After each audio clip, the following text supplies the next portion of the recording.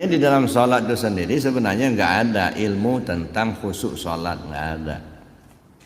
Tidak ada ilmu sholat khusyuk, yang ada ilmu tentang sholat. Kalau ilmu tentang sholatnya lengkap, khusyuk datang sendiri, Pak. Ya, nah. Nggak ada ilmu kenyang, yang ada ilmu tentang makan. Jadi yang kita cari itu ilmu tentang makannya itu. Mana nggak usah cari ilmu kenyangnya. Apa ilmu tentang sholat? Nah, kunci-kuncinya sebenarnya yang pertama ada ya maqam takbir. Itu yang pertama. Maqam takbir itu 4 tadi. Gitu. Ihram, mi'raj, munajat, tubadir. Yang kedua kiblat sholat.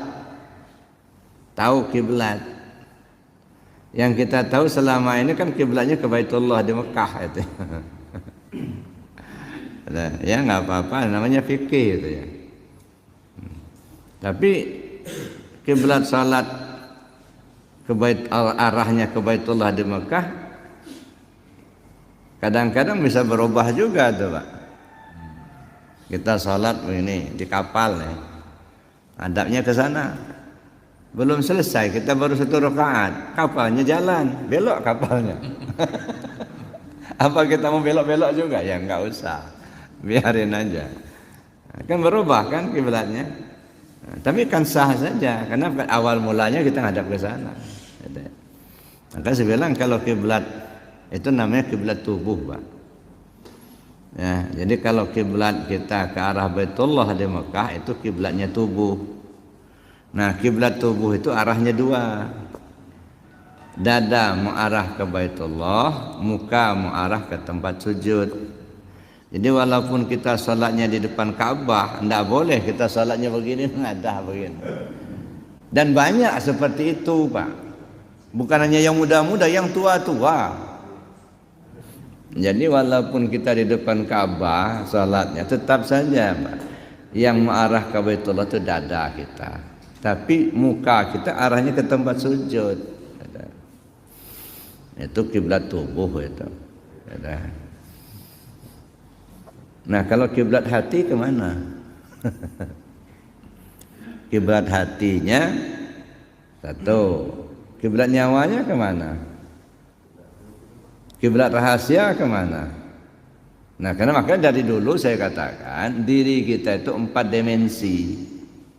Ada tubuh, ada hati, ada nyawa, ada rahasia. Ini 4 inilah yang dibongkar gitu. Ada. Nah, selama ini kan kalau fikih itu kan tubuhnya saja. Yang dibongkar kan cuma tubuhnya aja. Nah, hati, nyawa, rahasia itu enggak dibongkar sama sekali. Gitu. Itu baru 1 dimensi. Maka saya bilang tadi kalau kiblat tubuh itu arahnya dada ke Baitullah, muka ke tempat sujud. Yang kedua kiblat hati, kemana arahnya hati ini? Hati itu mesti diarahkan kepada sirullah. Arahnya kepada sir Allah.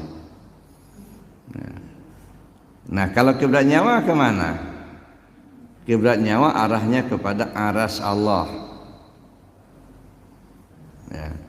Kiblat rahasia kemana? Kiblat rahasia itu kepada nurullah. Nah, ini 4 ketahuan ini.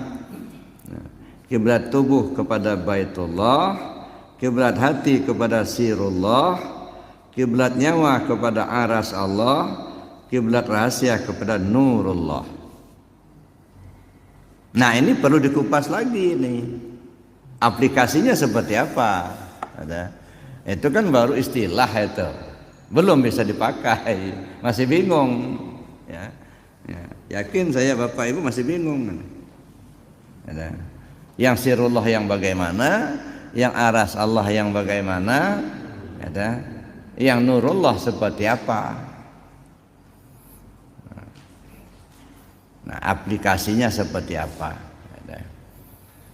Nah, makanya tidak bisa hanya ilmiah tanpa amaliyah. Ada ilmiah, ada amaliyah. Karena amaliyah itu praktek daripada ilmiah. Nah misalnya sirullah, aplikasinya bagaimana? Zikir khafi. Nah kalau yang nggak pernah belajar zikir khafi, gimana dia mau khafinya? Zikir dalam hati. Anti tarekat misalnya, nggak mau belajar zikir. Lalu untuk memasukkan itu seperti apa? Aplikasinya dalam zikir khafi, terus menerus hati ingat kepada Allah. Nah, itu arahnya. Kiblat nyawa kepada aras Allah. Aras Allah yang mana? Aplikasinya seperti apa? Makanya ada yang disebut zikir anfusiyah, zikir ampas, turun naiknya nafas. Gimana prakteknya? Apa hakikatnya? Nah, kita perlu belajar di ilmu hakikatnya dulu. Nah kemudian kepada sirullah nurullah. Nurullah itu yang bagaimana? Nah, jangan dikira nurullah itu kayak cahaya lampu ini, enggak. Nur kan cahaya.